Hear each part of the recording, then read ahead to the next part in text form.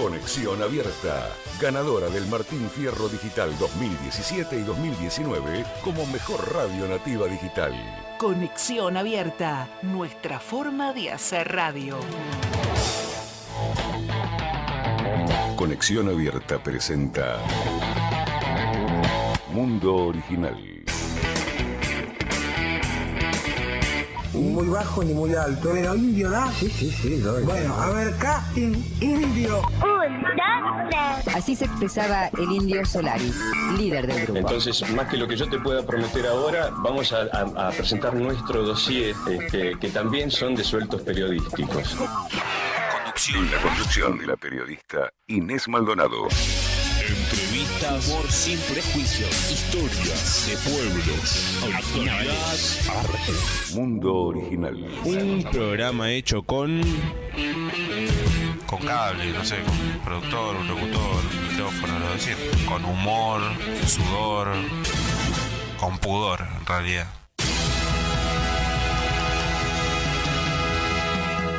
Un poco de todo eso, está bueno. Hola gente, ¿cómo están? En un día glorioso de fresquito, otoñal, lindo, con solcito.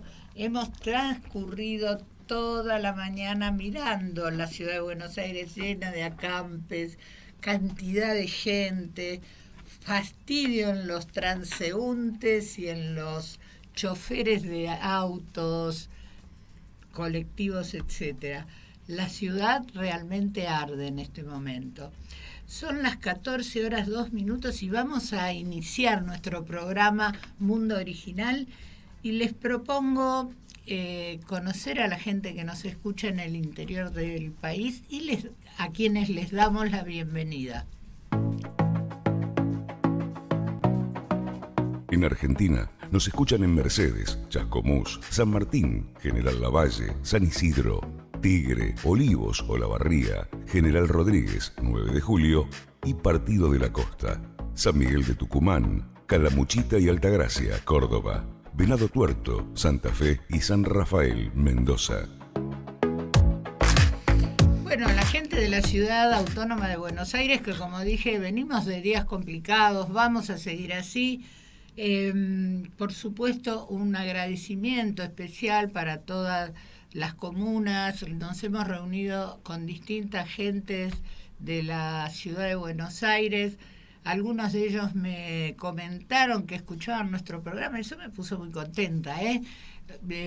También a la Comuna 1, que está participando activamente en este momento con los reclamos de los vecinos, los problemas de estacionamiento, etcétera. Los chicos de la Universidad Abierta Interamericana, que a través de su radio Conexión Abierta, nos mantienen, entusiasmados, dando siempre directivas o sugerencias, mejor dicho, para toda nuestra comunidad y para el programa en general. A ellos también les damos la bienvenida, como a la gente que nos escucha en el exterior de nuestro país. En el mundo nos escuchan en Montevideo, Uruguay, Radio Latina, Montreal, Canadá, Universidad de La Mancha y Valencia, España. Bueno, nos acompaña como siempre Florencia Martínez, que vamos a hacer la presentación en un ratito y vamos a escuchar un poco de música, si les parece bien. The summer air was soft and warm, the feeling right, the Paris night did its best to please us. And strolling down the Elysee, we had a drink in each cafe.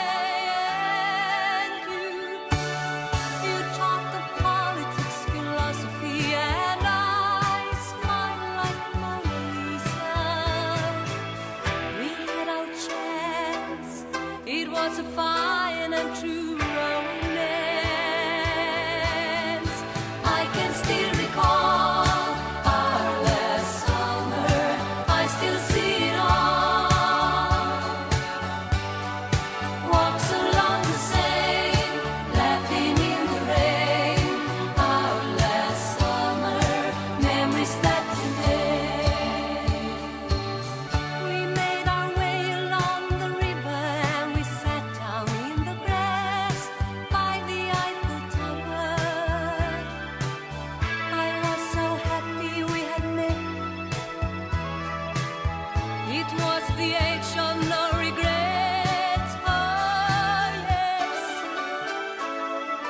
those crazy Estamos escuchando a ABBA, Last Summer.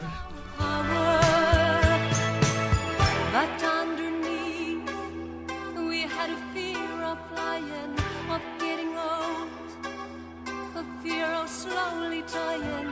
We took the chance, like we were dancing our last dance. I can still recall our last summer. I still see it all in the tourist stand round the Notre Dame. Our last summer, walking hand in hand, Paris restaurants. Our last summer, morning croissants, living for the day, worries far away. Our last summer, we could laugh and play.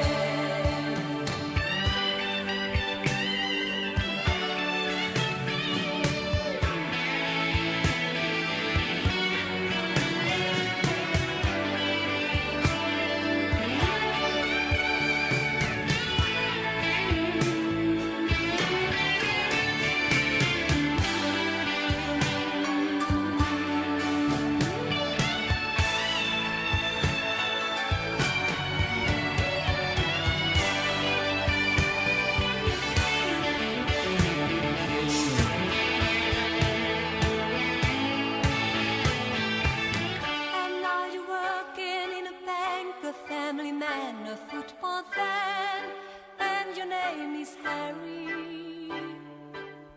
How tall it seems, yet you're the hero of my dreams.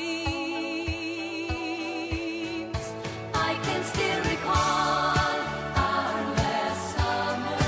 I still see it all.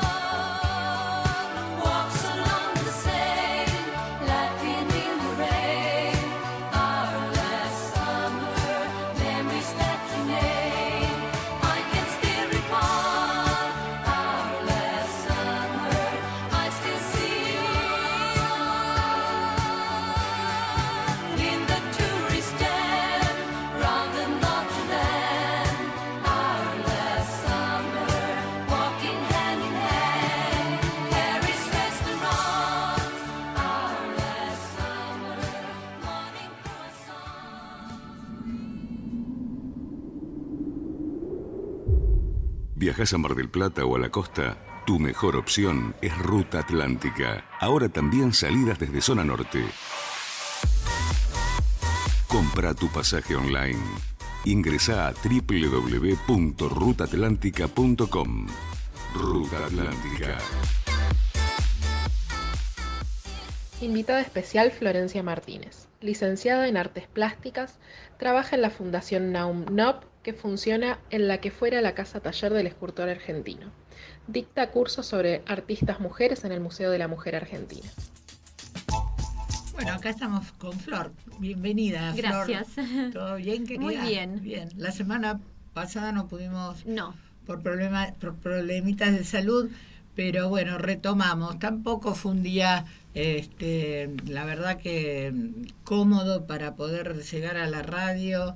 Estaba muy complicado. Bueno, los que vivimos en la capital tenemos el karma eterno. ¿De qué vamos a hablar hoy? Bueno, hoy Flor? llegamos a Grecia. Claro. Así claro. que vamos a hablar un poquito de arquitectura y de escultura. Bien. Vamos a hablar de un par de ejemplos así puntuales como para... Vamos a hacer como un análisis de obra. Sí. Bien, bien. Yo aprovecho y si quieren les cuento un poquito de Grecia para ubicarnos, ¿no? De qué hablamos cuando hablamos de Grecia. Bueno, la civilización griega surgió en el año 1200 a.C. entre el mar Mediterráneo y el mar Egeo.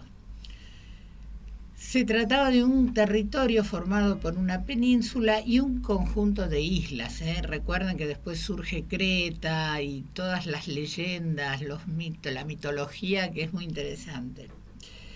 Los griegos, sin embargo, no se conformaron con permanecer en su territorio, sino que buscaron nuevos lugares para ampliar su civilización. eran excelentes navegantes y llegaron a muchos rincones del mar Mediterráneo, extendiendo el comercio y la artesanía. Llamaban a sus ciudades polis y cada una tenía su propio gobierno. Y, ¿cómo puedo explicarles? Estaban muy bien organizadas. Todas tenían el ágora, la plaza de la polis, el teatro donde se representaban tragedias, las murallas que defendían la ciudad y el Partenón, el templo donde veneraban a sus dioses. Atenas fue sin duda la polis más conocida y poderosa. En ocasiones también surgían enfrentamientos entre estas polis, ¿no? Eran como pequeños reinos. Siempre yo trato de relacionar el medievo, me aparece para variar, ¿no? Bueno, la sociedad griega se dividía en dos grupos sociales, los ciudadanos y los no ciudadanos. Los ciudadanos eran los hombres nacidos en el país. Tomaban las decisiones más importantes y existía otro grupo que eran los no ciudadanos. Adivinen quiénes no eran ciudadanos. Las mujeres no eran ciudadanos, los extranjeros y los esclavos. Este grupo de no ciudadanos, por supuesto, no gozaban de plenos derechos, pero de algunos sí, pero muy limitados. Los griegos establecieron una forma de gobierno llamada democracia, suena algo muy actual, que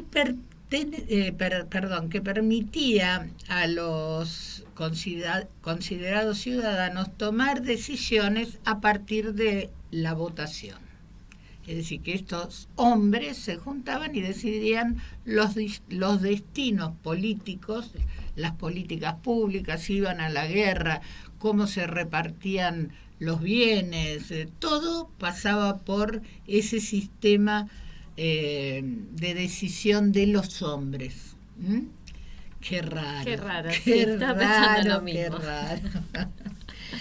Bueno, no sé si les conté ya que los griegos eran politeístas, es decir, que adoraban a distintos dioses y todos los elementos de la naturaleza están representados, ¿no? El dios del trueno, el dios del mar, todo lo que no entendían, no había una explicación científica, no entendían el concepto de la naturaleza, lo asociaban a seres divinos que mostraban a través de estas manifestaciones su enojo o su benevolencia.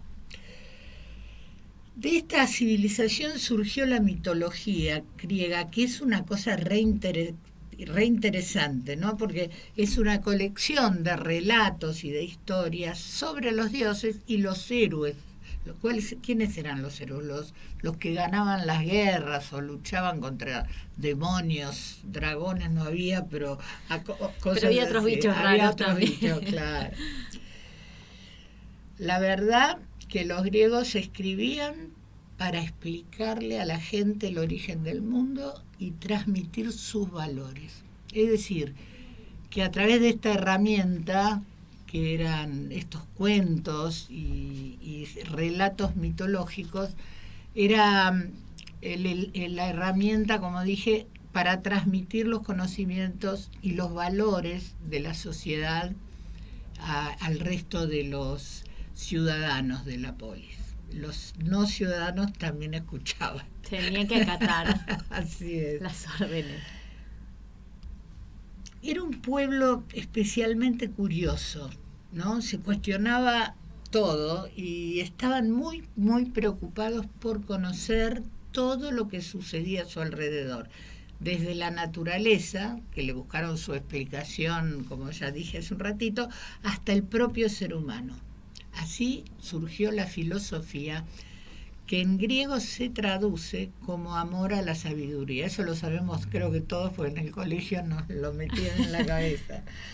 Algunos de los filósofos más conocidos fueron Platón y Aristóteles. que tienen absoluta vigencia. Los griegos han influido fuertemente en la cultura occidental, pero tienen algo también con la cultura del este, ¿no? Pero digamos, el norte, la manera de guía para la sociedad occidental son los griegos. Por eso todavía lo seguimos estudiando. Tenemos referentes importantísimos. Cuando vos estudias filosofía, por ejemplo, no podés dejar de leer a los griegos. Lo mismo en la literatura, en el teatro.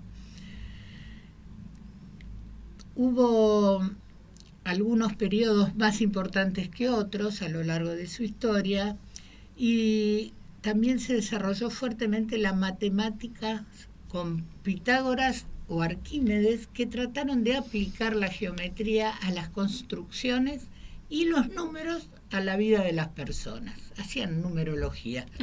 Claro. A palabra de hoy, ¿no? Este conocimiento que desarrollaron hizo que se trasladara a lo largo del Mediterráneo en esos tiempos. ¿Por qué? ¿A través de qué? A través de los marinos mercantes, digamos, los que llevaban productos o compraban productos por el Mediterráneo.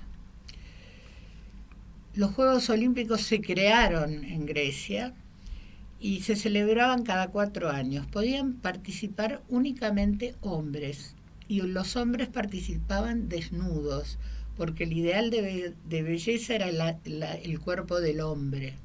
Las mujeres intentamos, yo ya me siento griega, hacer una especie de Juegos Olímpicos paralelos, pero no tuvo éxito. Quórum. No hubo quórum. Así que quedó así. ¿Qué pasaba? En estas competencias se presentaban los mejores atletas de las distintas ciudades y se practicaban deportes como el salto, el lanzamiento de disco o la carrera. No había demasiados juegos, diversidad de juegos, había pocos, pero se esmeraban fuertemente, se entrenaban y era una época de gloria, digamos. Los deportistas en esa época no competían por oro, sino por una corona de laureles, ¿no? Uh-huh. Era un honor porque representaban a su ciudad y obviamente se destacaban fuertemente por esta idea de que la anatomía masculina, el éxito estaba dado en el desarrollo del cuerpo y en la perfección, cosa que yo la quise empalmar este tema con lo que a lo mejor vos nos propones al hablar de esculturas. Uh-huh. Muchos de los valores olímpicos de la antigüedad, como por ejemplo la colaboración, la disciplina y el esfuerzo, perduran aún en nuestros Juegos Olímpicos y en cualquier tipo de competencia que se realice, porque en realidad son los ideales, ¿no? Del juego. La civilización griega terminó en el año 146 a.C.,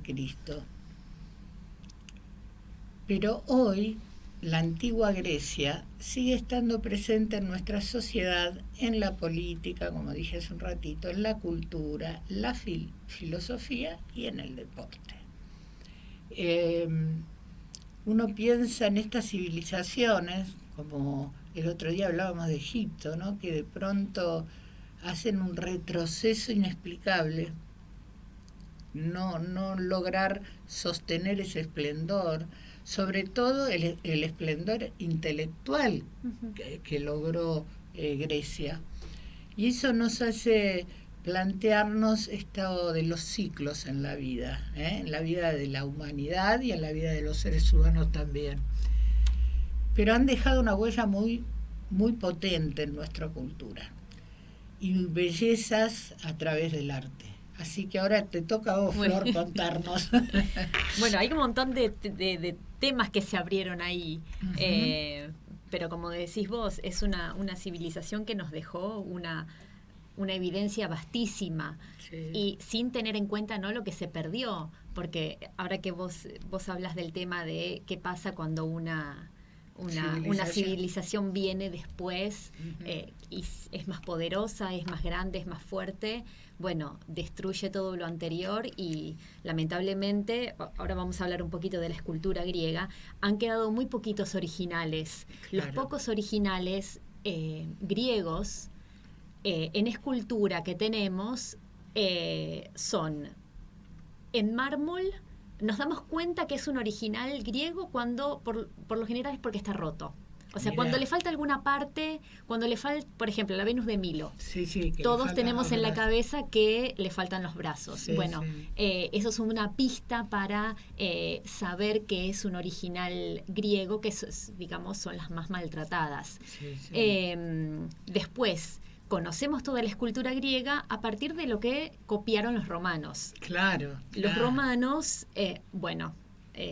han tomado y es como que hubo un sincretismo muy grande en cuanto a su cultura, tomaron el panteón de dioses, claro, les cambiaron el nombre, pero mal que mal adoptan una gran parte del arte y de la cultura. Uh-huh. Una tarea importantísima y que hoy se lo agradecemos es haber copiado a las pocas esculturas griegas que quedaban. Claro. Ellos la reproducían y bueno, a una especie de como de con una beta un poco comercial, ¿no? Claro. De pronto uno busca una escultura griega, por ejemplo, el discóbolo. Sí. Ahora que también hablaste de los Juegos Olímpicos y vamos a hablar un poquito, el discóbolo de Mirón es una escultura de un hombre tirando un disco, uh-huh, en un Juego Olímpico. Uh-huh. No existe el original en griego, todas las copias que tenemos son romanas, pero hay varias. Sí, entonces también está esto de la interpretación posterior que se hizo de ciertas obras, pero fíjate cómo lo que tenemos es una mínima parte de una cultura muy esplendorosa, claro. Pero bueno, hay que decirlo lo de la escultura porque es... además no solo sirve para la historia romana del arte, sino que después en el Renacimiento se vuelve a tomar. Claro. ¿No? Y hoy también. También. Corrientes que siguen la onda clásica, no me salía clásica, estaba ahí trabada. Sí. Y otra cosa también que quería decirte es que siempre descubren una nueva escultura griega en las profundidades del océano, enterrada en algún jardín, las excavaciones que de pronto por casualidad claro, hay esperanzas todavía. Lo triste que a mí me obliga a pensar, ¿no?, que una historia tan rica donde se desarrollaron cosas tan interesantes, porque ubicarnos en la época y hacer un paralelismo, qué pasaba en Egipto en esos años, qué pasaba en el resto del mundo conocido, y que se haya destruido todo, o casi todo, pero sobre todo lo que se destruyó fue esa cosa de la creatividad del pensamiento, uh-huh, ¿no? El planteamiento intelectual de lo que rodea hoy a los griegos, claro, ¿no?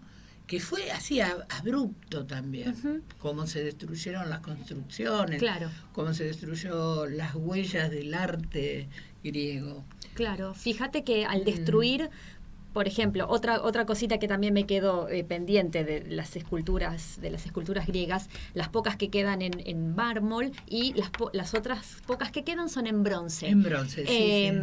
Y cuando se destruye una pieza, se destruye una técnica, claro, que es irrecuperable, porque o sea, esas piezas, esas esculturas en bronce tienen todo un conocimiento condensado de la fundición, de cómo se sueldan las partes, técnicas de cómo aplicar, claro. Entonces se destruye la obra, se destruye una técnica, y en el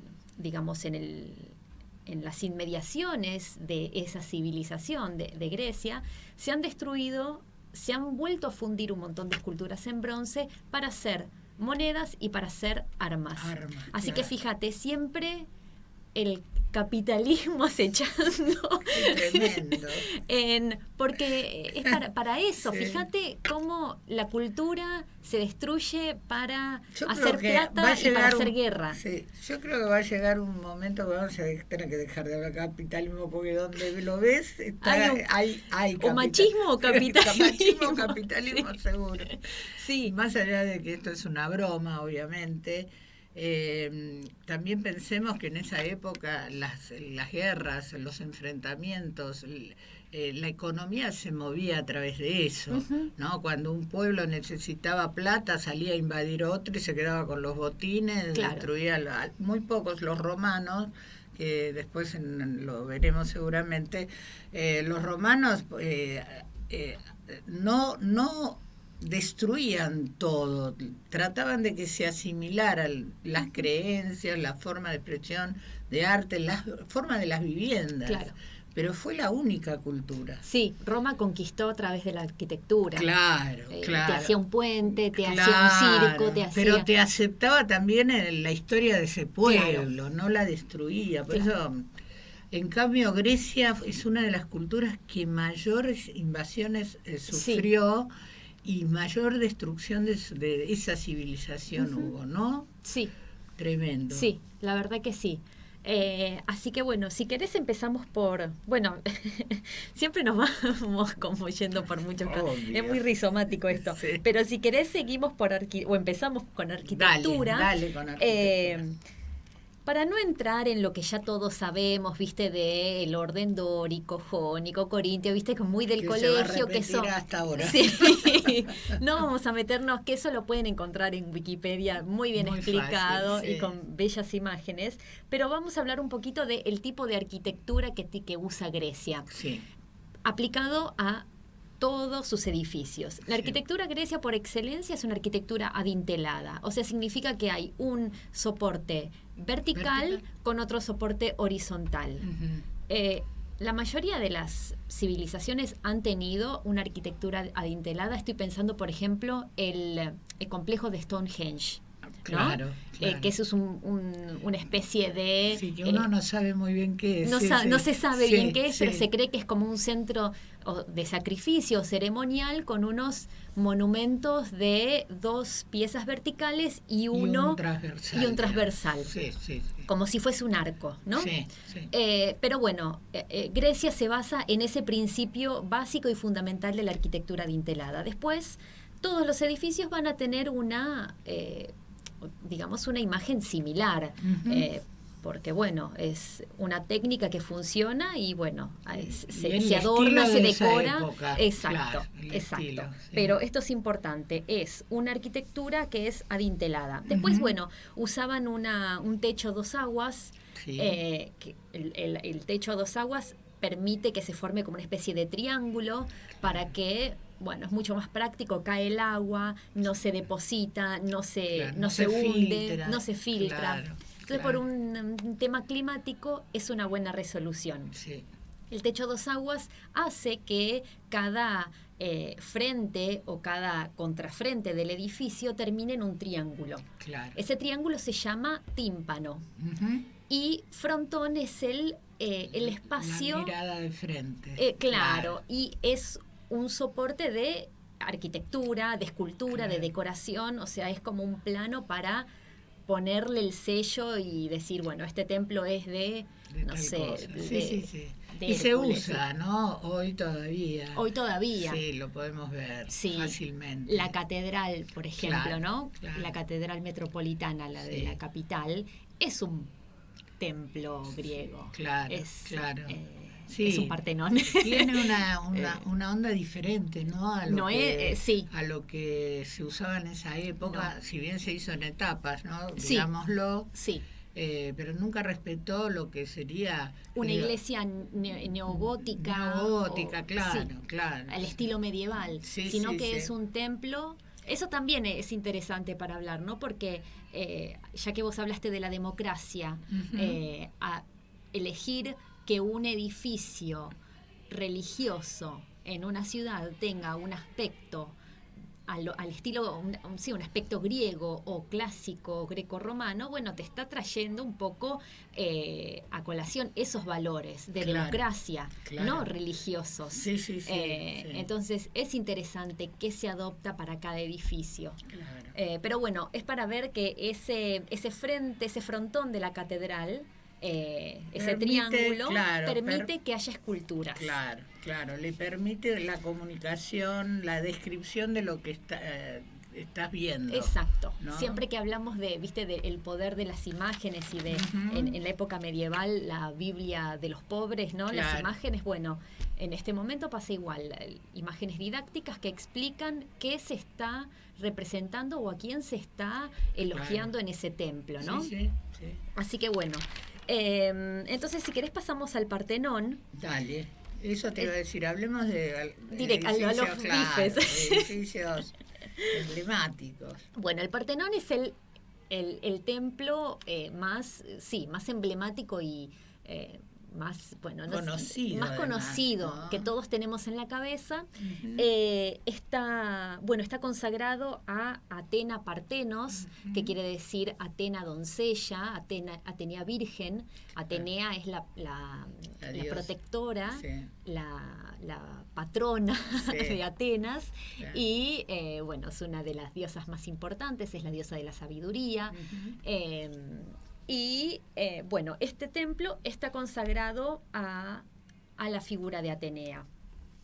Bueno, es un templo dórico, octástilo, o sea, significa que tiene 8 columnas en su frente, y es un templo períptero. Todo a su alrededor tiene una columnata, una sucesión de columnas. Sí. Es encargado por Pericles. Pericles fue un general, la democracia estaba gobernada por 10 generales que duraban en su cargo un año y que después eran elegidos o no por algunos, una élite de lo que vos decías, ¿no? De los hombres ciudadanos, los hombres atenienses de determinada edad elegían. Pericles fue, si no el más importante marcó una etapa muy importante en la historia de Grecia. Sí. Que ha encargado muchísimos edificios, una época de bonanza. De bonanza. Sí, tremendo. Y digamos también que el Partenón es un símbolo para la civilización occidental, y creo que la gente que puede visitar el lugar no se encuentra con un edificio armado. Sí, claro. Son restos. Está muy destruido. Muy deteriorado. Le falta, el techo casi le falta por completo, está muy deteriorado. Fue iglesia, fue mezquita, fue polvorín de guerra, o sea, ha tenido una historia bastante trágica y que sufrió las consecuencias de los bombardeos, de las guerras, de las tomas de poder. Entonces, eso pensaba, ¿no? Con esto de Ucrania, que nos conmueve a todos los seres humanos, aunque sigamos con nuestra vida común. Pensar que todos estos países que tienen una riqueza cultural e histórica han sido sometidos a estados alienantes de determinadas generaciones, ¿no? Y una pena verdadera. Sí. Ahora está pasando en Kiev, que Kiev también tiene lo que contamos cuando hablamos de Ucrania, toda una riqueza cultural maravillosa, y también en arquitectura, fundamentalmente. Son cosas que ya no se recuperan. Y es también un poco el sentido de la conquista y de la guerra, ¿no? El tomar posesión de un edificio tan emblemático es la demostración de yo hago lo que quiero, ¿no? Sí. Esto ya pasaba en la antigüedad y va a seguir. No es nada nuevo. No es nada nuevo. Yo creo que nos ha impactado porque pensamos que no iba a volver a suceder, pero está, creo, en nuestros genes esta locura de la guerra, ¿no? Sí, totalmente. Tremendo. Totalmente. Así que no fue la excepción. El Partenón fue bastante, destruido a lo largo del tiempo, pero bueno, vamos a hablar un poquito de lo que significa el templo. El templo griego es la arquitectura más importante de Grecia. De todas las polis, había varios templos consagrados a distintos dioses, y en el interior del templo había por lo general una imagen, una escultura votiva a la que se les dejaban ofrendas, y no había mucho más que eso. O sea, no está la idea de la iglesia cristiana donde el fiel va, recorre, reza. El templo griego no era para los fieles, era para el cuidador del templo, una persona o dos consagradas a ese templo que lo cuidaban, que acomodaban las ofrendas, pero digo, es algo muy específico y muy sagrado. Pasaba en la época de los asirios y caldeos. También, en Mesopotamia el templo es un lugar es como un refugio, y es un lugar donde vive la divinidad. Entonces no es para ir a pasear, no es para la gente, no es para adoración. Exacto. Es solamente para las ofrendas y el cuidado, los cuidadores del lugar. Exacto. Entonces la gente iba, dejaba las ofrendas y, bueno, la persona que estaba a cargo las acomodaba y las guardaba en una habitación específica. Pero es un templo, es interesante, ¿no? Porque son tan monumentales y son tan grandes y no son para albergar personas. Claro. Entonces también eso es como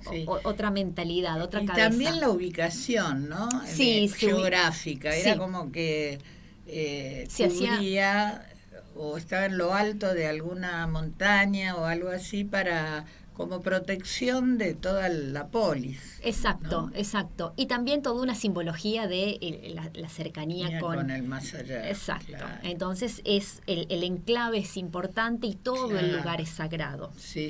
Así que bueno, viven una religiosidad bastante distinta a la cristiana hoy. Claro. Bueno, y en el medio del templo se guardaba una de las esculturas más importantes que ha tenido Grecia, que lamentablemente no sobrevivieron. Era una estatua crisoelefantina de Atenea. Cuando hablamos de estatuas crisoelefantinas, hablamos de una técnica en particular de marfil y oro. Claro. Cosa que utilizaban mucho el marfil para los griegos. Sí, se usaba muchísimo. Pero era algo, viste, como que demandaba muchísima técnica, mucha riqueza. Esta escultura se cree que medía alrededor de 12 o 13 metros de altura, así que imagínate debía ser imponente. Debía ser imponente. Por supuesto que esto no sobrevivió. Hay otra escultura también que el Zeus, del templo de Zeus en Olimpia, también una de las 7 maravillas del mundo era ese Zeus crisoelefantino en marfil y oro, que por supuesto no sobrevivió. Pero digo, cuando hablábamos de la destrucción de las obras, la destrucción de las técnicas, con esto se sabe por testimonios, por relatos, pero bueno, no nos quedó nada de eso. Nada. Pero además digamos que el último elemento en trabajarse en la cultura griega fue el mármol. Primero se trabajó otras piedras. Sí. Sí. Fue como lo último. Y el bronce, que también lograron una gran técnica. Sí. Pero bueno, como vos decís, quizás en el fondo del mar todavía encontremos algo. Vamos con música y seguimos. Dale.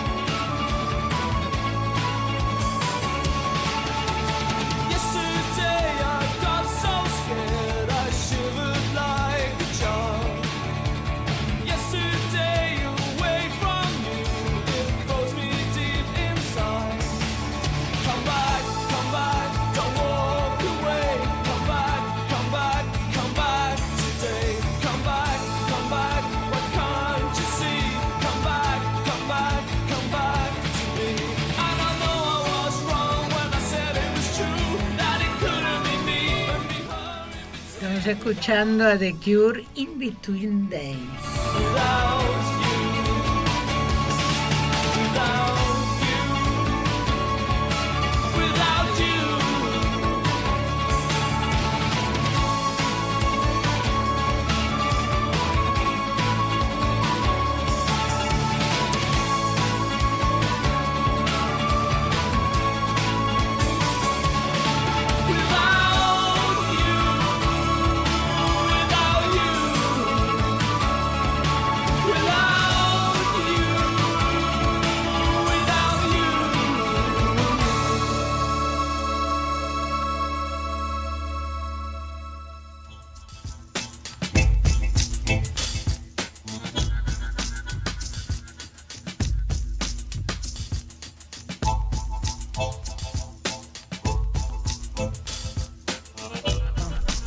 Bueno, seguimos acá después de una sacudida con The Cure. Volvemos a la cultura. Volvemos al Partenón. Bueno, en fin, albergaba esta escultura que lamentablemente se perdió y no había mucho más adentro. Por supuesto que todo el exterior estaba decorado en el este y al oeste, digamos, el tímpano del frente y del contrafrente estaban esculpidos. Claro. Pero bueno, vamos a ir a lo que queda. a lo que es. A lo que es y un poco a la función de este templo.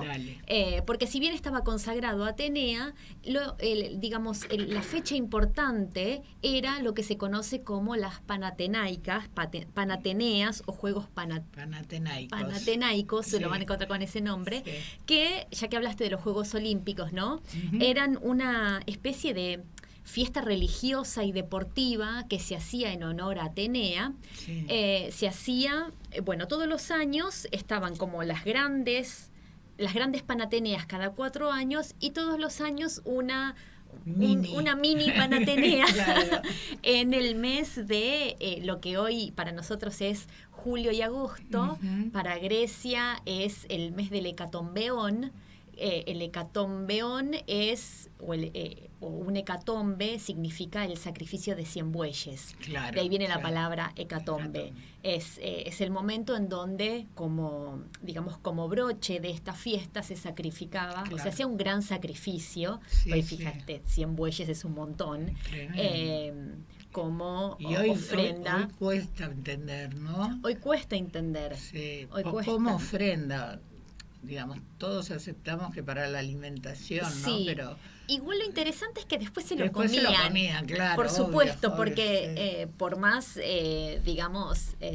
ritual que sea un sacrificio, hay algo a lo práctico, hay que aprovechar también la comida. Entonces, estas fiestas religiosas y deportivas contaban con procesiones, competiciones, algunas competencias que vos ya nombraste, ¿no? El tiro de disco, las carreras de carro, salto en largo, ese tipo de juegos. Y después, se hacía el sacrificio y se terminaba con una gran fiesta de bebida y comida al estilo banquete, que, duraba varios días. Y terminaban todos muy mal. Sí sabían divertirse, por lo menos. Claro.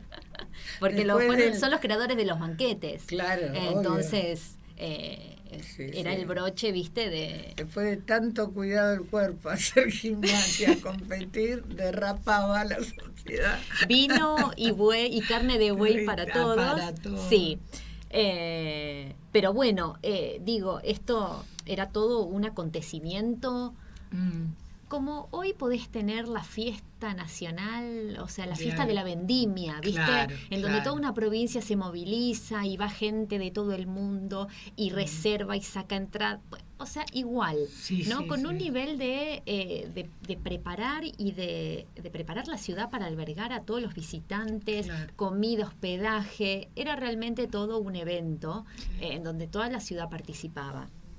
Y en esta, digamos, en este ritual, en esta fiesta religiosa, lo más importante era la procesión en donde se ofrendaba el peplo sagrado. El peplo es una vestimenta de las mujeres, bueno, de los varones unisex también. Túnica, es una túnica de lana, la típica túnica griega cuando uno se disfraza de griego. Que te la pone en la sábana. Eso mismo. Ese es el peplo.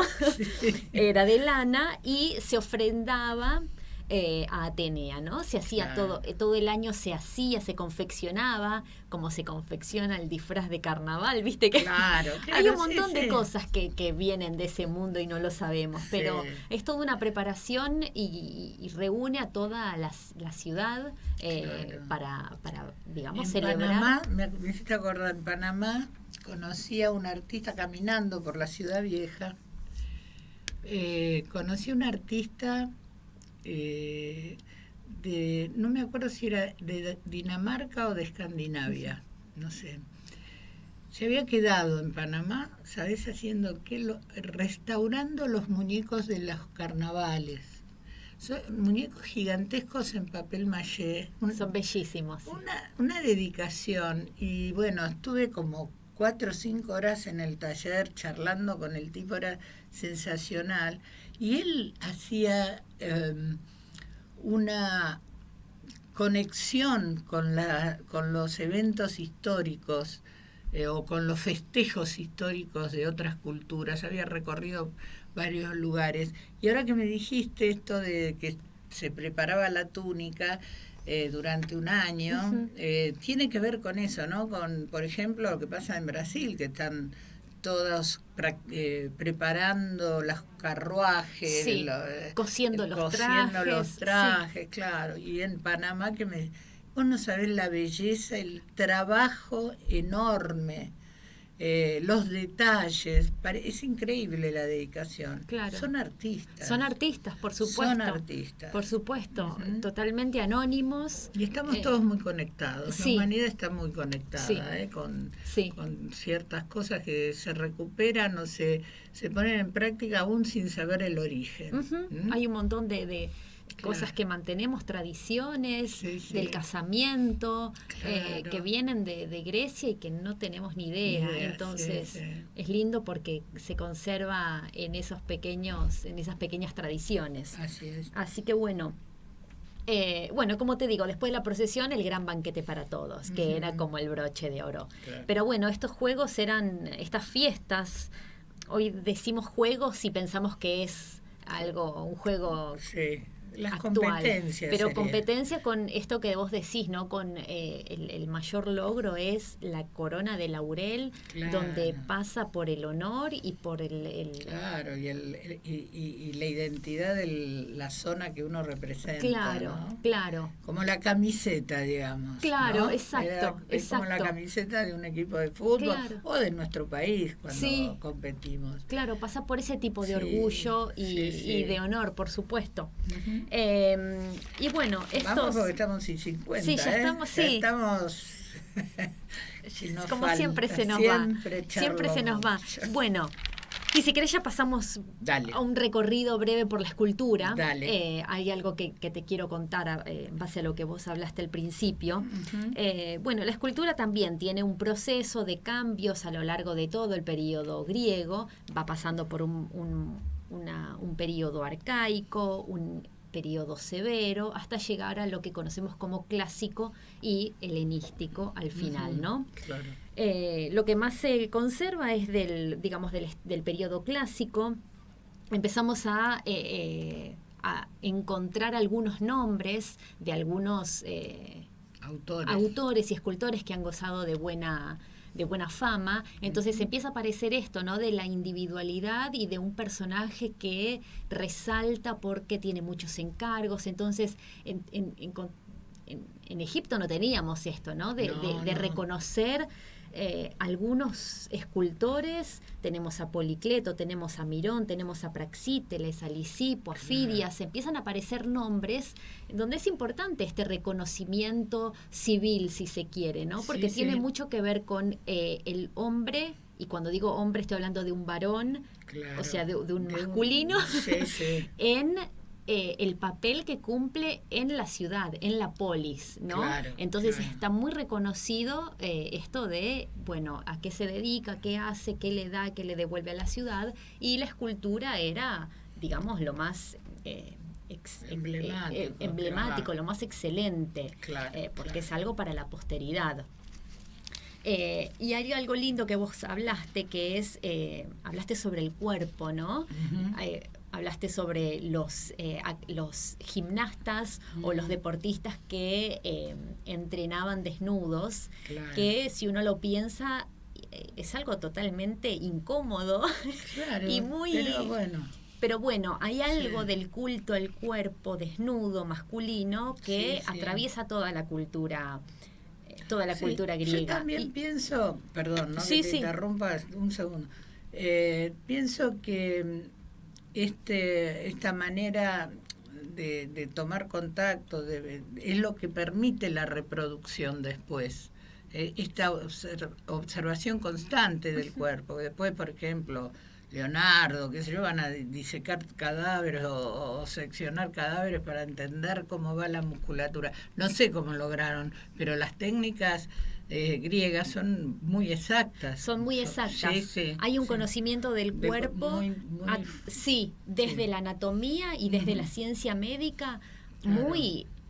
muy profunda, avanzado, que después se perdió, eso es otro tema, pero hay un conocimiento muy profundo. Pero ¿qué pasa? Las esculturas y las representaciones humanas en general son representaciones idealizadas. Claro. Entonces, hay lo que se conoce, hoy es una palabra muy conocida, pero hay un escultor que escribe un libro que se llama El Canon. Uh-huh. Ese fue Policleto. Ajá. Policleto escribió un manual, le puso el Canon con K, en donde... como una especie de dibujo, de manual estudio, de dibujo, de claro. representación. Si vos querés hacer una columna, tiene que medir tanto, Claro. una cabeza, bueno, es Sí, como una sí. especie de manual para aprender. Claro.